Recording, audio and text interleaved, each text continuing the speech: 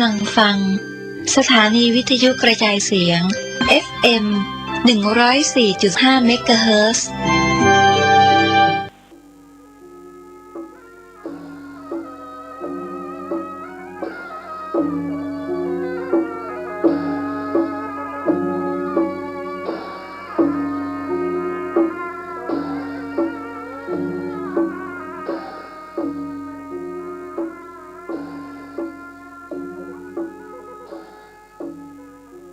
จะได้นำเอาธรรมะไปประพฤติปฏิบัติให้มีความสุขกายสุขใจจะได้มีอายุมั่นยืนยาว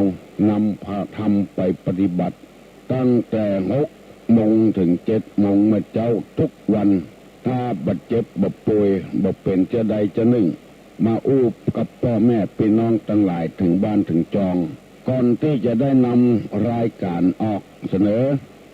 พี่น้องท่านสาธุชนคนดีทั้งหลายได้ฟังนั้นขอจวนพี่จวนน้องปากันไหว้พระเพื่อให้เป็นสิริมงคลกับตัว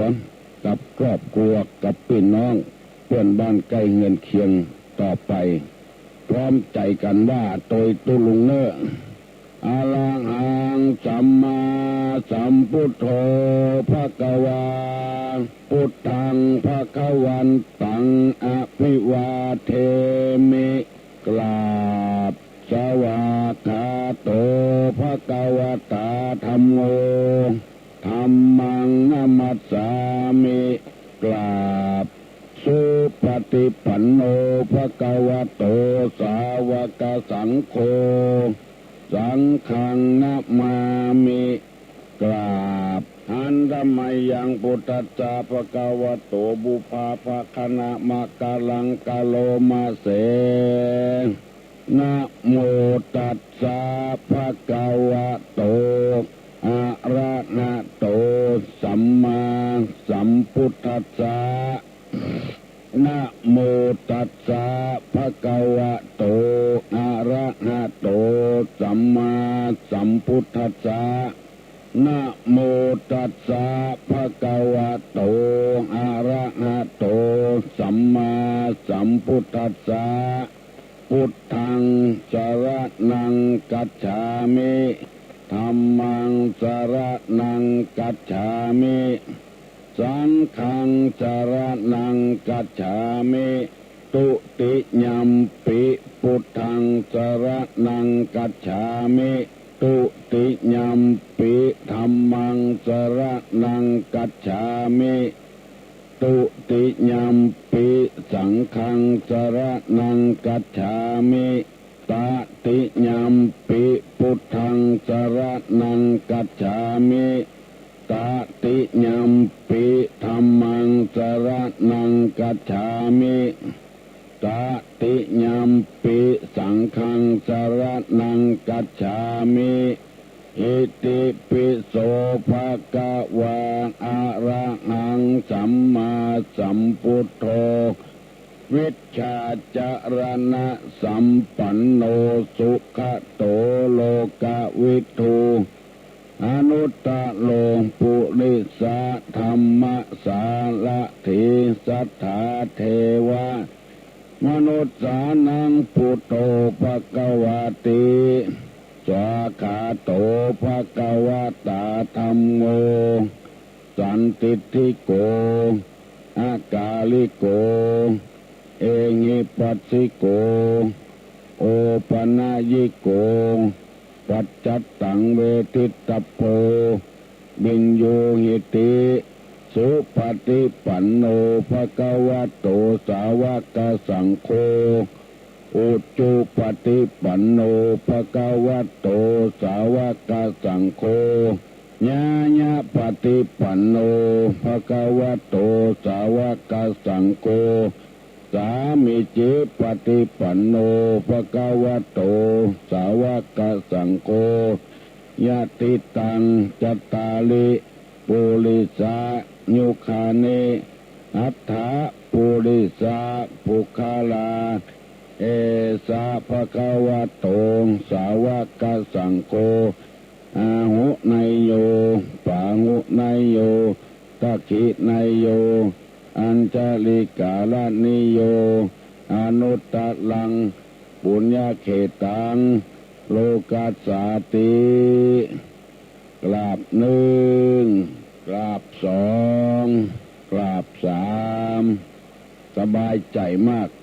เสียงที่ท่านทั้งหลายได้ฟังอยู่ในขณะนี้เป็นเสียงจากศูนย์ปฏิบัติการมูลนิธิบุญญาภรณ์วัดโสพนารามอำเภอแม่ริมจังหวัดเชียงใหม่ได้ตั้งจุดปฏิบัติการนี้เพื่อความเข้มแข็งของชุมชนการที่ชุมชนจะเข้มแข็งนั้นบัดใจว่ามีเงินมีคำมีทรัพย์สมบัติมีให้นาสาโทอย่างเดียวจะต้องมีคุณธรรมด้วยช่วยเหลือร่วมด้วยช่วยกันด้วยถ้ามีการเงินก็คำอย่างเดียวคนเราจะมีทิฏฐิบ่ได้เพิ่งพระอาศัยกันชุมชนจะบ่เข้มแข็ง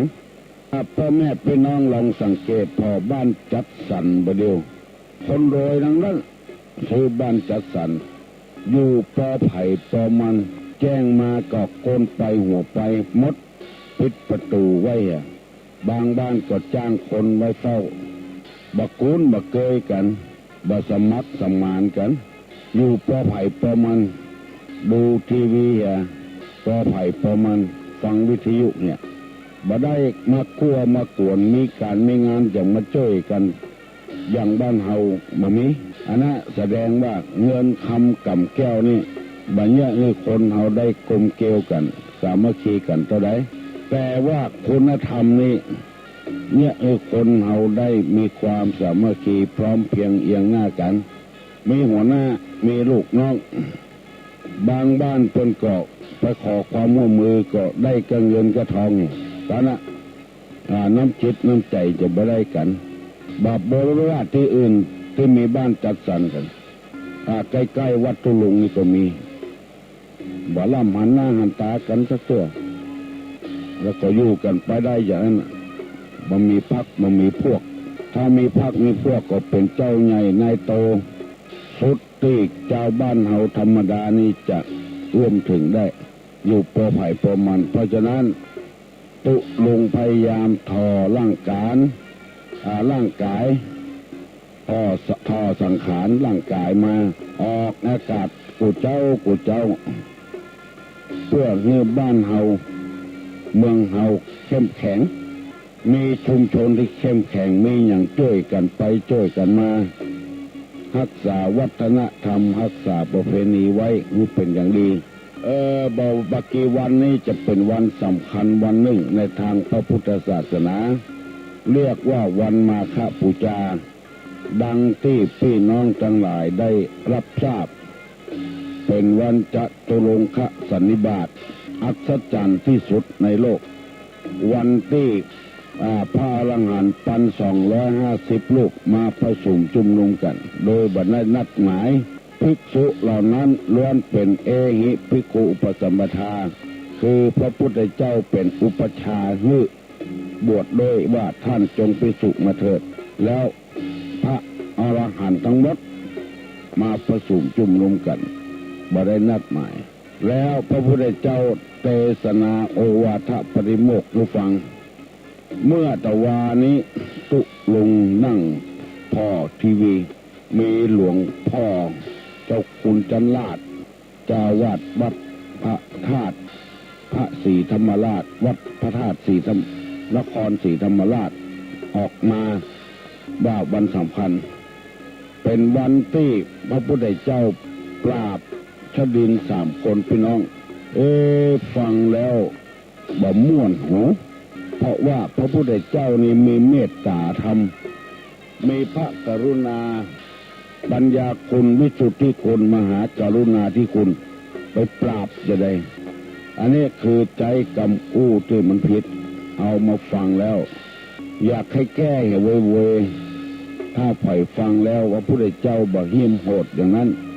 คำว่าปราบนี่คือปราบกิเลสอันนี้จะมีพระพุทธเจ้าปราบกิเลสคือความเศร้าหมองความบดีทั้งมวล คือออกจากจิตจากใจถ้าจะอู้เงือถูกนี้ก็ว่าพ พระพุทธเจ้ามาโปรดสดิน3 คนพี่น้องกุลุเวลากัสสปะนาทีกัสสปะขยากัสสปะหมู่นี้พอจะอู้ได้ว่ากุลุเวลากัสสปะขยากัสสปะนาทีกัสสปะ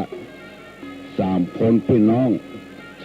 อยู่หิมแม่น้ำแล้วปูจาไฟเป็นอารมณ์ปฏิบัติไฟปูจาไฟเป็นอารมณ์เพื่อทำให้เกิดสมาธิแล้วพระพุทธเจ้าก็ไปโปรดว่าการที่ปูจาไฟนั้นมันของฮ้อนราคะกินาโทสะกินาโมหกินามันเป็นของฮ้อน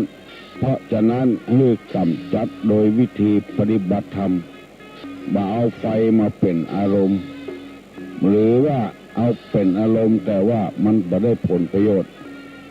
ให้พระพุทธเจ้าไปนอนอยู่ที่หิมแม่น้ำเพื่อจะว่าน้ำทะเลนั้นจะหนุนขึ้นมาเมื่อคืนแล้วน้ำจะท่วมพระพุทธเจ้าตายปรากฏว่าพระพุทธเจ้าบ่เป็นอย่างสักอย่าง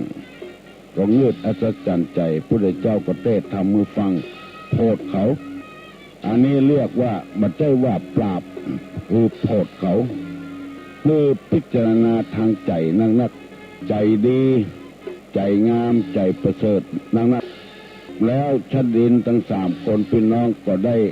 ดวงตาหันธรรมทั้งหมดปันกับ3 ตนมูนี้เป็นต้นมาได้ปราบเพราะฉะนั้นจึงขอแก้ความหมายนี้จะไม่ไปโปรดเขาว่าไปปูจาสิ่งที่บ่ควรปูจา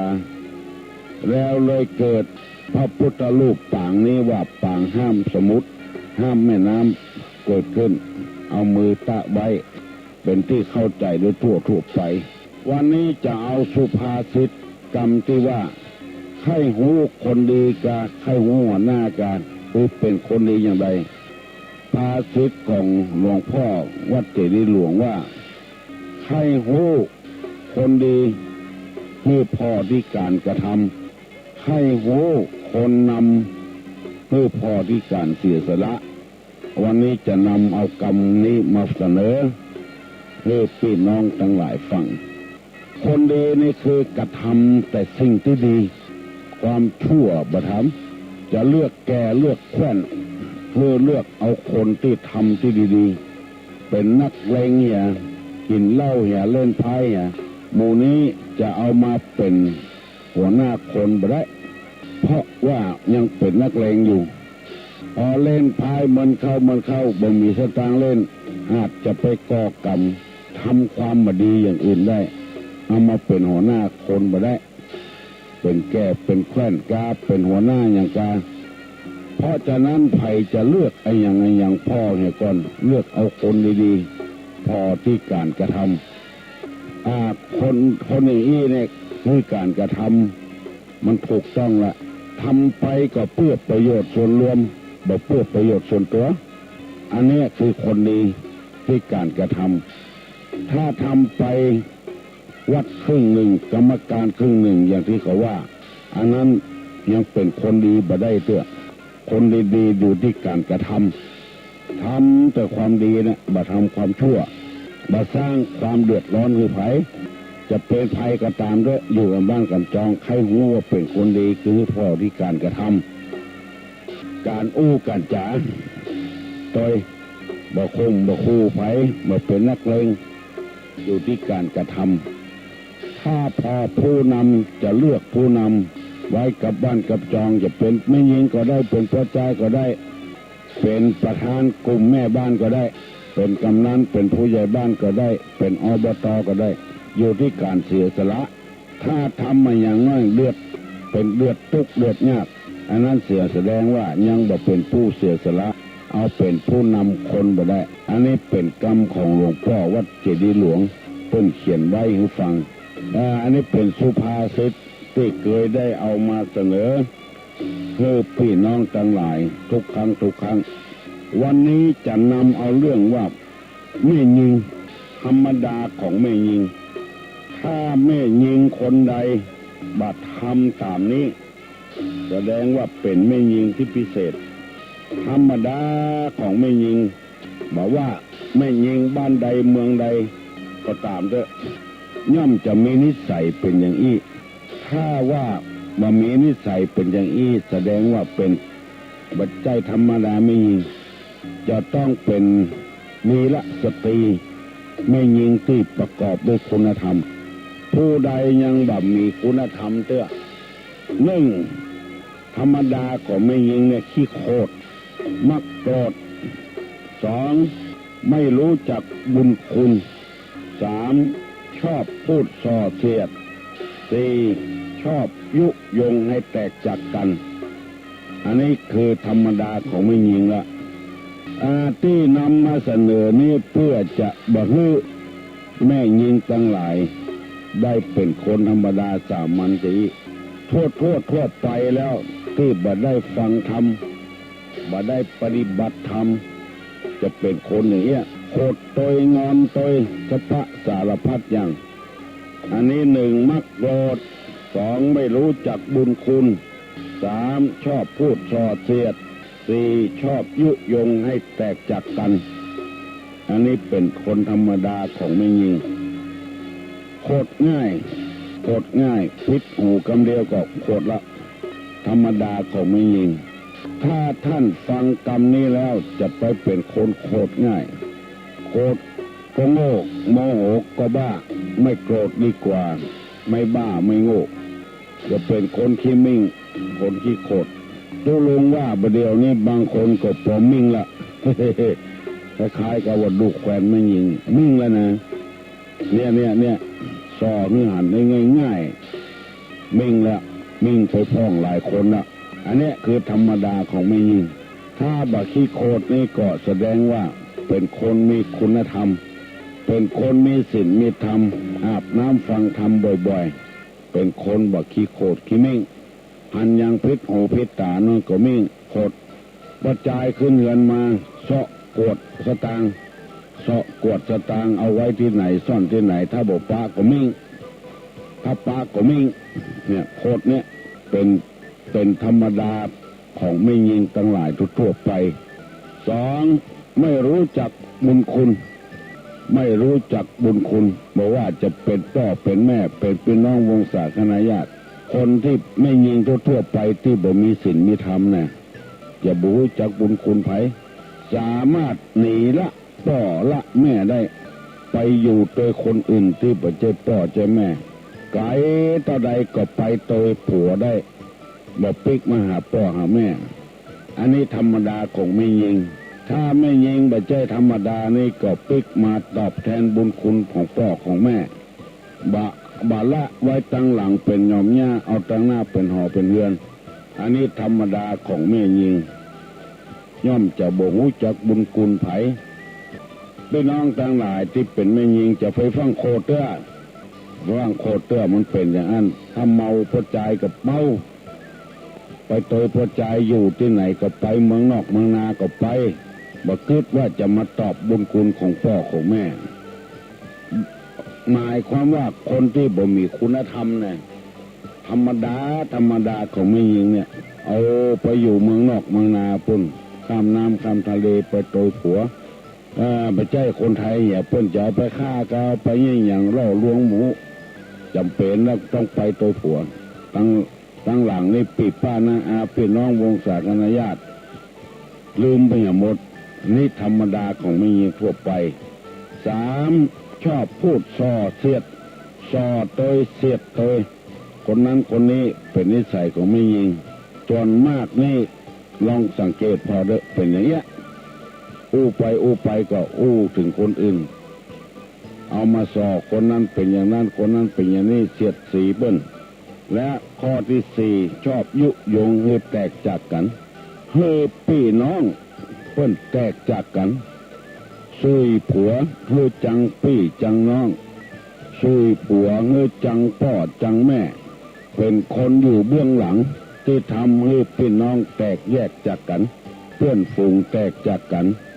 อันนี้ตุลุงนำมาเสนอให้พี่น้องทั้งหลายได้ฟัง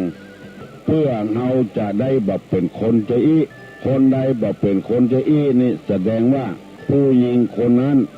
เป็นคนมีคุณธรรมมีศีลมีธรรมแล้วผู้ฟังทั้งหลายลองสังเกตแม่หญิงที่บ่สนใจในศีลในธรรมจะเป็นคนอย่างเงี้ยอันนี้คือเป็นธรรมชาติของแม่หญิงโดยทั่วไปตุลุงบ่ได้นำมาว่าหือไผแต่ว่ามันเป็นอย่างเงี้ยทุกคนถ้าแม่หญิงเป็นอย่างนี้ก็แสดงว่าปราศจากคุณธรรมยังบ่มีธรรมะอยู่ในใจเตื้อจะต้องเป็นคนบ่ขี้โคตรต้องเป็นคนหูบุญคุณต้องเป็นคนว่าส่อเสียด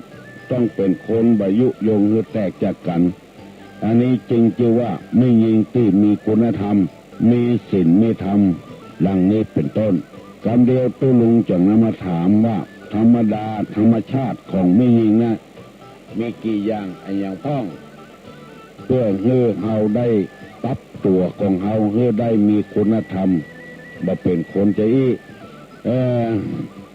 แล้วเฮาก็จะได้อยู่อย่างมีความสุขถ้าเฮายังเป็นคนขี้โคตรเป็นคนบ่รู้จักบุญคุณเป็นคนสอดเสียดเป็นคนยุยงให้แตกแยกกันนี่ก็ยังบ่ดีแต่เตื้อ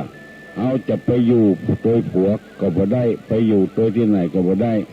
ชอบจะยุยงให้เปิ้นแตกเป็นแยกกันหันแก่ตัวหันแก่ได้หมู่นี้เป็นต้นเพราะฉะนั้นท่านทั้งหลายเมื่อพระพุทธเจ้าจะประสูติพระนางเจ้าสิริมหามายาจะไปเที่ยวสวนอุทยานและไปเอี่ยวบ้านพ่อบ้านแม่เพราะในสมัยนั้นคนใดจะเกิดนี่ต้องไปเกิดบ้านพ่อบ้านแม่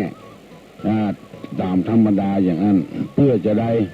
เวลาเกิดนั้นเพิ่นจะห้องแม่มาพ่อมากวยลูกแม่ก็จะได้สอนลูกตัวว่าเวลาเกิดนั้นมันยากตัวใดทุกทรมานตัวใดเวลาลูกจะเกิดมันบ่เหมือนสมัยนี้สมัยโบราณนะเพิ่นเอามาอ้างพอลูกเจ็บท้องเดือดเนี่ยแม่ก็อย่าได้ซ้ำจะเติมไปเนี่ยมึงหันก็แม่มานมึงแม่จะเกิดมึงแม่ทุรนทุรายอย่างมึงเนี่ยมึงเกิดออกมาน้อยเดียวพงหูกำคนมาพ่อแม่สอนฮืออู้ฮือจ่าปิกมาด่าพ่อด่าแม่แถมอันเนี้ยมึงหูแล้วหูตกหูยากแล้วเวลาเกิดมึงแม่ก็จะเป็นคนอย่างเงี้ยเวลามึงเกิดก็เดือดร้อนอย่างเงี้ยปิกมาด่าพ่อด่าแม่งอนใส่พ่อใส่แม่บ่ฟังกับแม่อย่างมูนี้เป็นต้นแม่จะซ้ำจะเติมเวลาลูกเกิดเวลาเกิดลูกทำไมเกิดเป็นอย่างนี้เพิ่นจะซ้ำจะเติมกันเพื่อแม่ไปสอนเวลาลูกจะเกิดลูกทำไมเพื่อแม่ไปสอนมึงจำไว้เนอะเถียงกำตกกำแตนเถียงพ่อเถียงแม่ต่อไปนี่คือย่ำคือจำไว้จะไปด่าพ่อด่าแม่ทำซ้ำเพิ่นจะว่าอย่างเงี้ยอันนี้เป็นธรรมดาของไม่ยิงโดยทั่วไปถ้าไม่ยิงคนใดได้ฟังตุลุงวันนี้คือพยายามหลีกเลี่ยงจากหมู่นี้จะไปเป็นคนโคตรง่ายจะไปเป็นคนด่าบ่หูจักบุญคุณของพ่อของแม่จะไปเป็นคนส่อเสียดจะไปเป็นคนยุยงให้เพื่อนแตกแยกกันเรื่องของภัยของมันเรื่องของเพื่อนของฝูงเอากอดถนอมน้ำจิตน้ำใจกระจายไว้เมื่อตะวานี่ก็เหมือนกันหันว่าผัวเมียกู้นึ่งเพื่อนมีน้ำจิตน้ำใจอันประเสริฐต่อกันอยู่กับกันกุ้งเท่าต่อตายเพื่อนให้กำลังใจกันเป็นที่อุ่นอกอุ่นใจกันระหว่างผัวกับเมียเข้าบ้านเข้าจองมาจัดงานอาหารการกินไว้คอยท่าผ้าผ่อนตอนสบายซักไว้รีดไว้พอจ่ายเข้าบ้านมาก็อบอุ่นใจม่วนอกม่วนใจบ่เหี้ยหายยายญาติเป็นบ่โล่งคงข้างตึงวันนี้มันค่อยเป็นอย่างนี้เป็นบทอยู่ปอไผ่ปอมันสตางอยู่คนถงบ่อยู่ถงเดียวกันพอจ่ายก็บ่ไว้ใจไม่ยิงก็บ่ไว้ใจเรื่องพอจ่ายเรื่องเงินเรื่องทองคนใดฮีก็คนนั้นเอาไว้กระเป๋าไผ่กระเป๋ามันบ่ใช่เป็นครอบครัวที่อบอุ่นหมู่นี้เป็นต้นอันนี้นำมาเสนอคือพี่น้องข้องฝ่ายทั้งหลายได้ฟังบ่ได้ อันนี้เป็นธรรมชาติของไม่ยิงโดยทั่วไปพยายามหลีกเลี่ยงจากสิ่งเหล่านี้เป็นคนหูนักจะไปหูเบาฟังกรรมนั่นก็จะโคตรจะเกลียดแล้วเป็นคนหนักแน่นคณะที่ตู้ลงอู้นี่ก็ยังมิ่งเป็นคนแล้วอันเนี้ยจะได้หูสึกตัวเก่าว่าเป็นคนเป็นไม่ยิงที่บรรนักแน่นเตื้อเป็นธรรมดาคือไม่ยิงธรรมดาเนี่ยไม่ยิงแต่นี่จะต้องบัจเจธรรมดาอย่างนี้จะต้องเป็นคนหนักแน่นน้อยเดียวว่าได้ก็โคตรก็เกลียดละเคยหันหลายคนเตื้อมีเจตนาดีแต่บอกนึกซ้ำเป็นเจตนาให้ไปก็มีที่วัดนี่ก็เคยมีไม่ยิงมาทำบุญแล้วไปพระใส่ตู้เจ้าไทยอะไรทำไมเพิ่นอู้อย่างพิษหูน้อยเดียวอันนี้ก็บ่ได้ยินกับบ่ได้หันกับตาบ่ได้ยินกับหูแต่คนมาอู้ฟังว่ามีไม่ออกคนบ่ถูกใจอย่างตู้เจ้าว่าอย่างว่าไปเทน้ำหยาดแล้วก็มันเลอะเทอะไปหน่อยตู้เจ้าเพิ่นก็ว่าต่อไปดูดีๆสิมันเลอะเทอะเห็นไหมเตะออกมาจุ่มนอกวัดนอกวิหารนะวัดนี้มีพระดุไว้ฉันไม่มาต่อไปนี้ฉันไม่มาละเอาน้ำหยาดน้ำตรวจหกนิดเดียวเท่านั้นนะโหดไปเห็นละอันนี้ก็ขอที่ตุลงนำมาเสนอในเพื่อจะให้บำรุงจิตใจของไม่ยิงพยายามหลีกเลี่ยงจากสิ่งเหล่านี้แล้วเราจะได้เป็นไม่ยิงที่ดีไม่ยิงที่ดีแล้วก็มีคนเคารพนับถือสักการะบูชาผัวก็อย่าฮักพี่น้องก็อย่าฮักพยายามรู้จักกำคุณพ่อคุณแม่คุณครูบาอาจารย์ผู้ประสิทธิ์ประสาทวิชาความรู้ส่วนมากมันจะเป็นอย่างนี้หลายคนละพระใจก็มีพระใจขี้โคตรพระใจบุญจากบุญคุณพระใจขี้ส่อขี้เสียดพระใจชอบยุยงปลุกปั่นให้เพิ่นแตกแยกกันก็มีอันนี้เป็นพระใจที่ยังไม่สมบูรณ์เด้อขอพี่น้องทั้งหลายฟังก็ต้องเทียบตัวลุงตัวเน้อตัวลุงนำมาเสนอให้ฟังบ่ได้ไม่ได้สบายอกสบายใจขออนุญาตเน้อครับโทรศัพท์กันฮัลโหล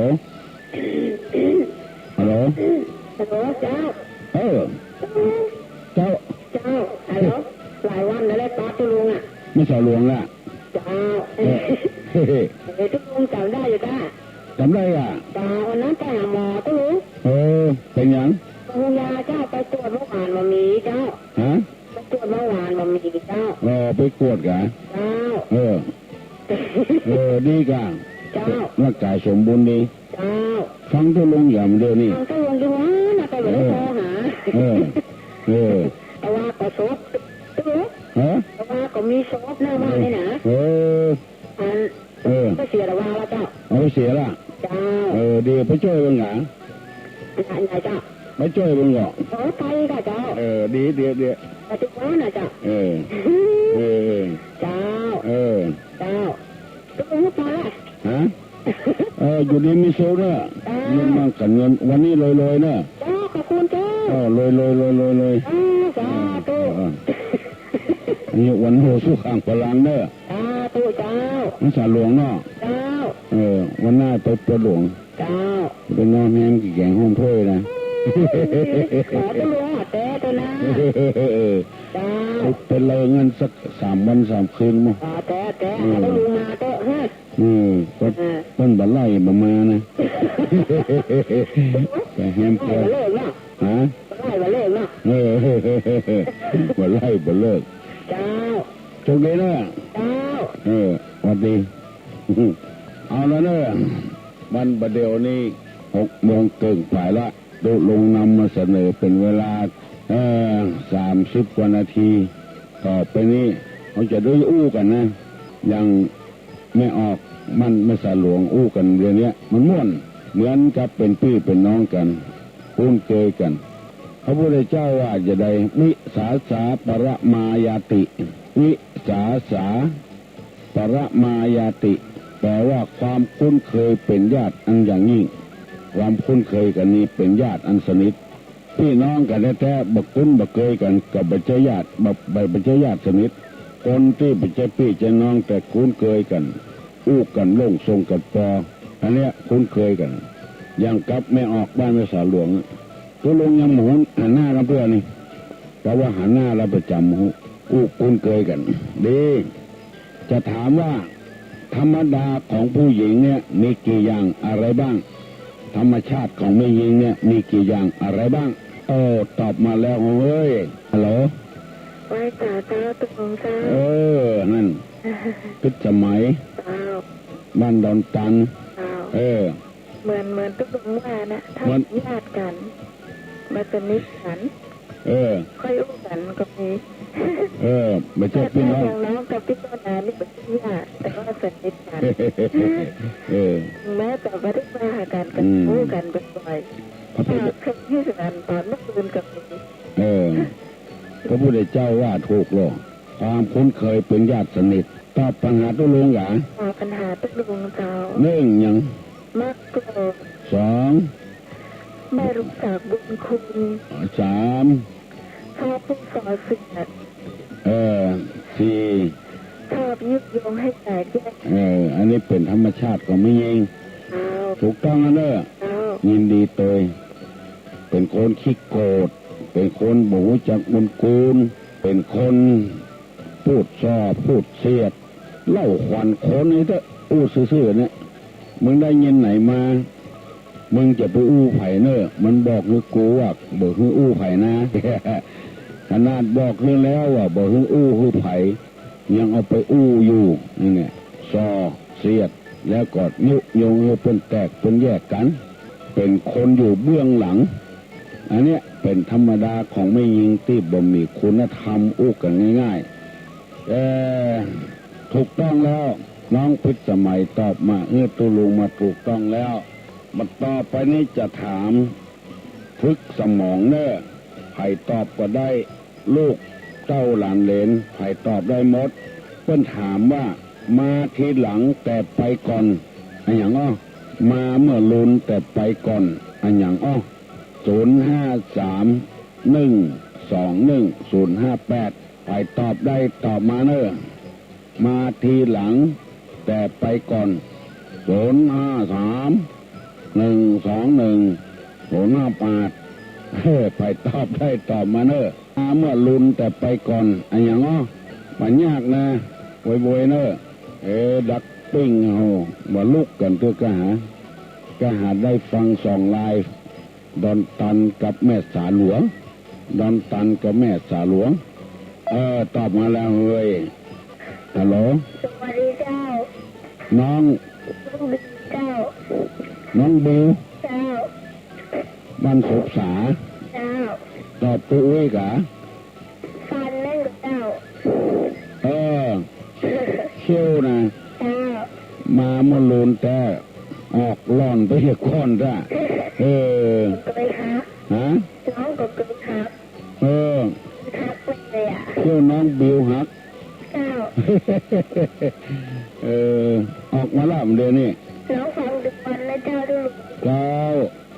เก่งเรื่องวันเนอะน้องบิวนะแต่กดบัตตันเพื่อนเนาะเจ้าสวัสดีเจ้าสวัสดีเจ้าน้องบิวตอบว่าฟันคนเมืองเขาว่าเขี้ยวเกิดมาบ่มีเขี้ยวเถอะเพราะจะได้กลัวไปคบเพลิ้นตัวเก่าอันนี้คือธรรมชาตินะคำสอนของพระพุทธเจ้าก็ยังเขี้ยวเนี่ยเพราะจะได้ว่าบ่ฮื้อเขี้ยวออกมาเตื้อเพราะว่ากลัวไปคบเพลิ้นตัวเก่า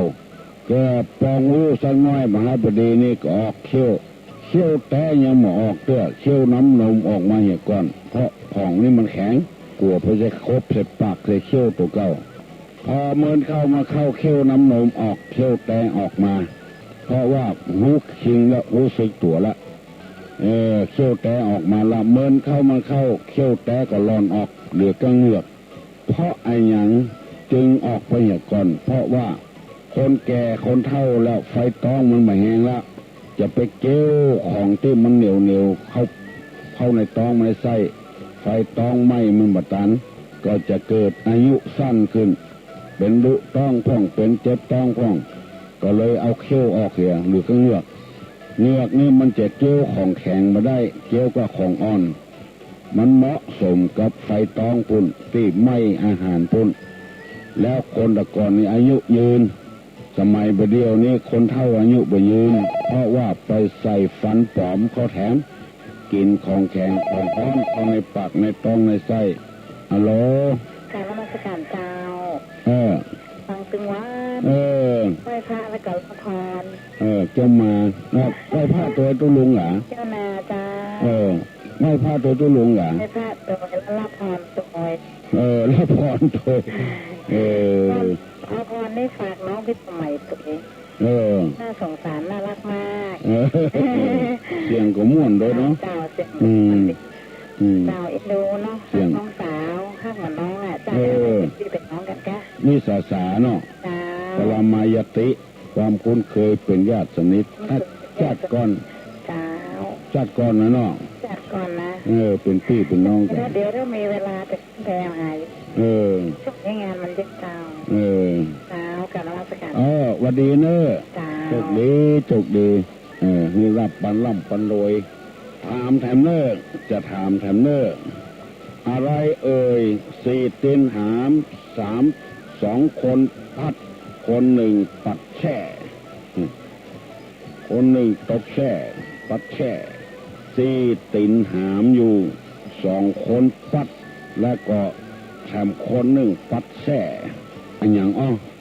มันอยู่ที่เดียวกันในที่เดียวกันคืออันอย่าง4ตีนหามไว้แล้วก็2 คนปัดบีแล้วก็1 คนปัดแช่ฮัลโหลสีเข้าฟัดเข้าสีเข้าฟัดเข้าสีเข้าฟัดเข้าได้อย่างแถมฟัดแช่อย่างจ่ายเข้ายังหมดถูกตัวยังหมดถูกตัวท่านบอกที่หามพระเจ้าบัดนี้นะเจ้าตอบทำไมเนาะสี่หามไว้แล้วกัด2 อันนี้พัดไปพัดมาเป็นวีและทำอันนี้ปัดดังโก้นปัดยุงปัดหินอันอย่างมันดังไปเลยกดไว้ก่อนอันอย่าง4ตีนหามเหมือนกับที่ว่า3ตีนแห่4ตีนหาม5ตีนแห่ตีน1แหวกกินไม่ตองเนี่ยเหมือนกับว่านั้นนะแต่ว่าอันนี้มัน2 คนปัด5 คนปัดแช่อันอย่างถ้าบัดได้ดอกไปอย่างก่อนมีคนเดียวเรียกว่าผลมีหลายคนเรียกว่าหวีอันอย่างมีคนเดียวเรียกว่าผลมีหลายคนเรียกว่าหวีอันอย่าง053121058มีคนเดียวเรียกว่าหวีมีหลายคนเรียกมีคนเดียวเรียกว่าผลมีหลายคนเรียกว่าหวีอะไรฮัลโหลจ้าเจ้าเป็นเจ้าเป็นกล้วยจ้าเจ้ากล้วยจ้ากล้วยมีอันเดียวเรียกว่าผลขอบคุณเจ้านาที่ขึ้นตอนแล้วนะขอบคุณเจ้านาแล้วขอบคุณไปกันมาเอาปอนเพื่อนน้องขอบคุณนะเจ้าเอาปอนเพื่อนน้องขอบคุณจัดนักวิสาสาปรมายาติได้ก่อกันเนี่ยได้เหมือนละวิสาสาปรมายาติเนี่ยได้ก่อวิสาสาปรมายาติความคุ้นเคยเป็นญาติสนิทวิสาสาปรมายความคุ้นเคยเป็นญาติอันสนิทท่องไว้อย่างนี้วิสาสาปรมายาติความคุ้นเคยเป็นญาติอันสนิทเป็นสุภาพุทธภาษิตของพระพุทธเจ้า4 คนหาม2 คนพัดคน1ปัดแช่มันดังมันดังแป้งหูมีคนบอกตุลุงว่าถ้ามันเท่แซ่เนี่ยก็พอใจไปเถอะมันดังแซ่ลงไปเอาวิทยุไปใกล้กับโทรศัพท์เอาห่างๆกันหน่อย4 คนหาม2 คนพัด คนหนึ่ง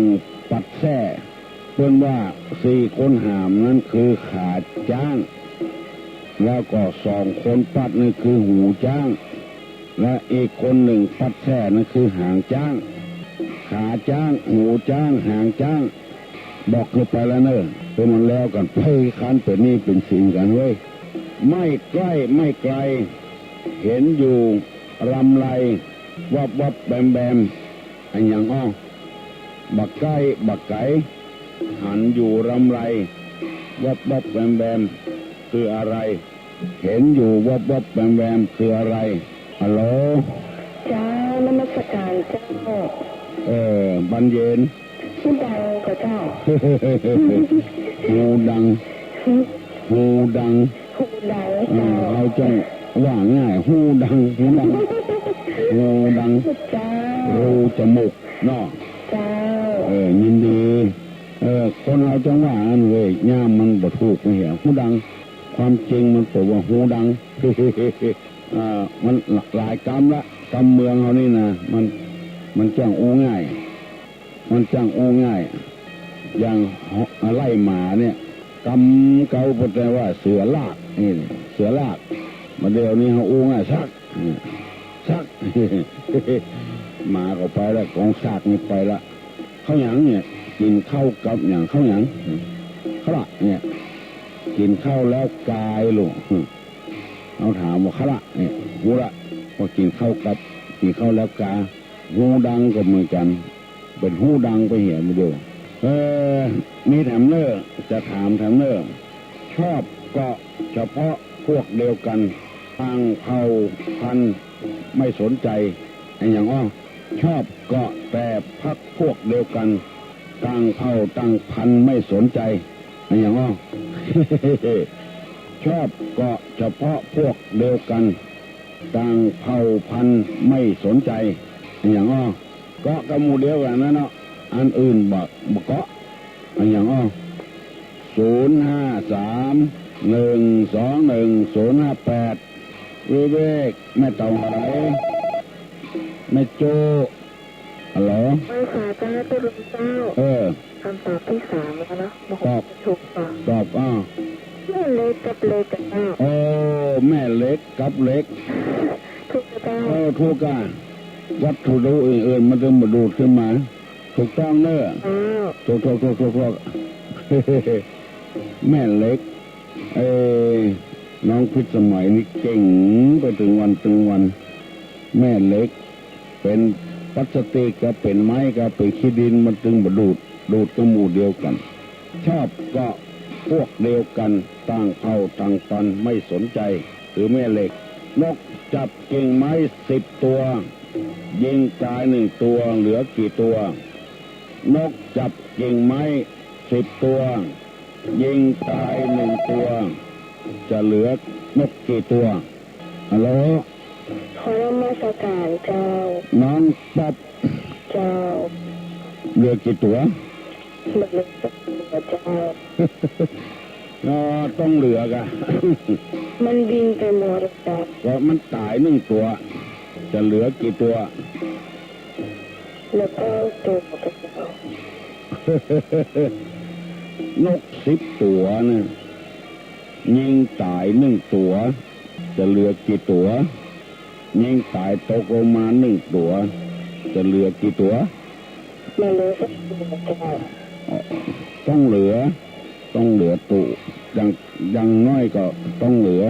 มันตกลงมาละมันตายละเหลือกี่ตัวเหลือ9 ตัวอยู่ก็เหลือตัวเดียวกันตัวที่มันตายมา9 ตัวมันบินหนีไปเหี้ยวันนี้พลาดไปน้อยเนาะยังมันได้เนาะถูกนักหรือบ่ถูกโทรศัพท์นี่เป็นได้หัวชกก็ได้ยินมันบัดชัดบ่ได้นก10 ตัวยิงตาย1 ตัวมันเหลือ1 ตัวเหลือก็ตัวตาย9 ตัวมันบินไปเหี้ยอย่างดีฮะถามว่าอย่างดีฮะ อันอย่างก็ตอบได้ว่าตกกระเสื่องจักออกดำเข้าไปแดงอันอย่างถ้าจักออกเป็นสีดำถ้าเอาชุกเข้าไปเป็นสีแดงอันอย่างชักออกดำสีแดงอันอย่างเอาจักมันออกอย่าเป็นสีดำอย่าเอาเข้าชุกเข้าไปเป็นสีแดงอันอย่างเกือบ7 โมงแล้วเลยโหลขอนมัสการเจ้าน้องบิวเจ้าน้องป้าผ่านหมอกเจ้าเอาจนได้เนาะอย่างคนตีเล็กกับเจ้าที่จะเอาเล็กเข้าไปกับเจ้าเก่งเลยเอาเข้าไปสีแดงเนาะเจ้าเอาออกมาดำเนาะเจ้าผลตีมีดโทรเนาะเจ้าอันคำตอบในนี้เพิ่นบอกว่าเป็นรุ่นหัวกดถูกมีดกดถูกเนาะยังทำไม7 โมงแล้วเนอะเกือบ7 โมงแล้วน้อยเดียวบ่ได้แต่เดี๋ยวตัวลงจะย่างละฮัลโหลรถไปเห็นละปลาอะไรขี้เท่าเกาะปลาอะไรขี้เท่าเกาะฮัลโหลไอ้สาวเจ้าตัวลุงเจ้าไอ้ตัวสัตว์ปลาตีปลาเผาอะไรเจ้าเอาสิ่งที่เผาตึงเกาะเลยต้องมาขี้ตกเกาะหัวเงี้ยแต่ยินดีเนอะปลาเผาปลาจีขี้เต้าเกาะมันปลาย่างปลาเผาหรือปลาย่างขี้เต้าเกาะตัวปลาเวลาย่างฮัลโหลโอ้อันนี้สิตอบกันมาได้ล่อหาปัญญาล่อหามันสมองฝึกสมองขี้เต้าเกาะรูปร่างผอมโซอภิโธมีฟัน2 ซี่ฮัลโหลฮัลโหลครับสวัสดีครับตัวลุงครับนี่แล้วตัวลุงเรียกหัวมาจะไหวนะครับอาจารย์ดร.ท่านหมอครับตัวลุงมีปัญหาแล้วนะมีอยู่กันเรียกว่าปัญหาเชื่องแล้วมีอยู่ของดร.มีกันถามละอ่อนเนาะถามละอ่อนห้ามคนใหญ่ตอบเนาะครับอันที่ว่าสมัยโบราณนะต้นยะนาทำนานะครับแล้วก็มีการฟื้นขี้ไถขึ้นมาเนี่ยครับแล้วก็เพิ่นเอาเพิ่นหายขี้ไถนะครับแล้วก็เพิ่นเนี่ยวันปลูกข้าวได้ครับทีนี้ถามละอ่อนห้ามคนใหญ่ตอบครับไอ้ว่าภาษาไทยคนว่าคาดครับคำเมืองว่าอย่างไรคาดไถคาดที่ว่านั้นดินที่ไถละลายดินแล้วปลูกข้าวครับบ้านเขาว่าก้าวครับบ้านเขาว่าก้าวแล้วถามละอ่อนห้ามคนใหญ่ตอบนี่ภาษากำเมืองเขาว่าอย่างไรคาดนี่เนาะภาษาไทยว่าภาษากำเมืองว่าอย่างไรเนาะกำเมืองว่าอย่างไรภาษาไทยว่าคาดครับเก่งพูดทุกอย่างเขาเนี่ยละอ่อนตอบด้วยตัวลงนะครับน้ำพระครูถ่ายทอดเดือนนี้ถ่ายทอดสดกับอากาศไปทั่วโลกครับ ถ่ายลงอินเทอร์เน็ตถ่ายออกวิทยุ96ครับยินดีนะครับครับผม ครับเดี๋ยวฮัลโหลครับเขาเลยครับครับตอบหรอครับตอบอย่างเพราะว่าเสียนานะครับฮะเสียนาไม่ขอครับไถนาเป็นไถแล้วเป็นคาดไถคาดที่ไถเนี่ยกำมือว่ายิ่งจะได้เสียฮะเสียไม่ขอครับใช่ตัวเวลาคาดทำกรรมไถนาเสร็จแล้วก็จะเอาเสือนี่อย่าได้ติ๊กขอบฮะติ๊กขอบจะเอาเสือนี่อย่างไถเสร็จแล้วนี่อย่าได้คิดไถข้อที่ขัดไม่ใช่คนเตียงนะครับมีคนอื่นตอบเนาะครับตรงนี้เราอ่อนตอบว่าใครตอบได้นี่ไหนตอบได้ก็ไถนาเสร็จแล้ว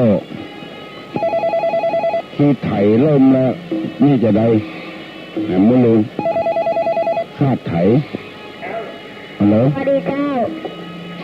เดี๋ยวเจ้าตอบไว้ไงเจ้าไม่เลยเอา